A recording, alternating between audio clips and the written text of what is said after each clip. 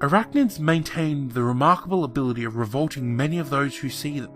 For years, psychologists have studied arachnophobia with the hope of determining a root cause. Some suggest that the fear of spiders remains evolutionary, in that poisonous spiders naturally led to a hereditary aversion from them. Others go as far as to suggest such a fear remains perfectly healthy and allows individuals to avoid possibly dangerous and even deadly encounters with arachnids. However, some arachnophobics resort to elaborate and often unnecessary means to avoid any and all contact with arachnids. In fact, some arachnophobics experience panic attacks by simply being in the same place as a spider. This poses a captivating question. If arachnophobia is indeed hereditary and linked with human evolution, is the threat of a venomous bite the only mean to this end? In other words, is there something else driving this fear, something much darker and incomprehensible? One little reported story out of California may hold the answer. On July 19, 1995, the Sacramento Bee published a bizarre story near the back of the newspaper. The brief 4-paragraph article was titled "Unusual Clues in Missing Family Case."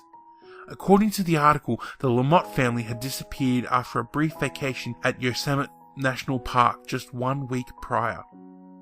Family members reported the Lamotte family missing on the evening of July 11, 2 days following their anticipated return. The only evidence law enforcement officials gathered during the investigation was a missing vehicle alongside California State Route 140 near Bear Creek, later determined to belong to the Lamottes, and a witness statement.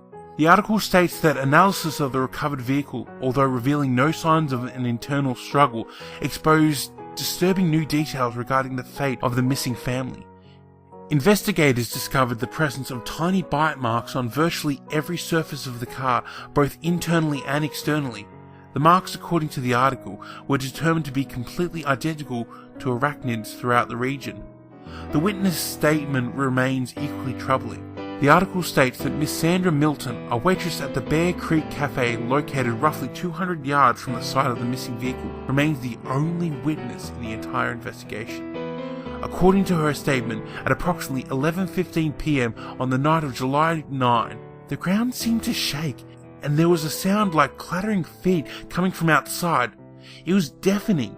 It was everywhere. Miss Milton also stated that web completely covered the road and most of the surrounding foliage immediately following the incident. The Lamotte family was never found.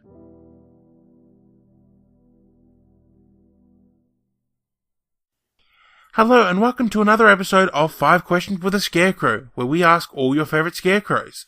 I'm of course your host, Wandering Scarecrow, and today I present a very special guest. This is a scarecrow that I have only heard about in myths and legends, a scarecrow that is older than time itself. He who was stitched before us. Now if the name does not ring a bell, he was literally the first scarecrow ever to be created.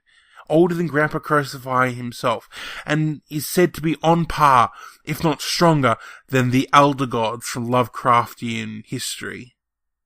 And it is very rare for him to, 1, turn up to a family reunion, and 2, choose to be in an interview. I am lucky enough to get this interview, and I will be bringing it to you. Okay, so, he who is stitched before us. Can you please state your name for the listeners at home? Okay, what about your country of origin?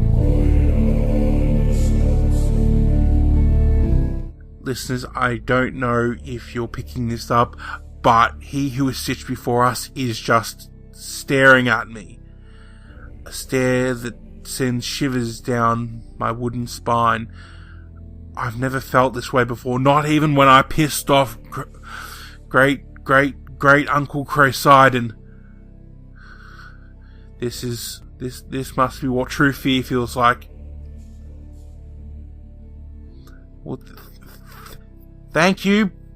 He who is stitched before us, you are free to go.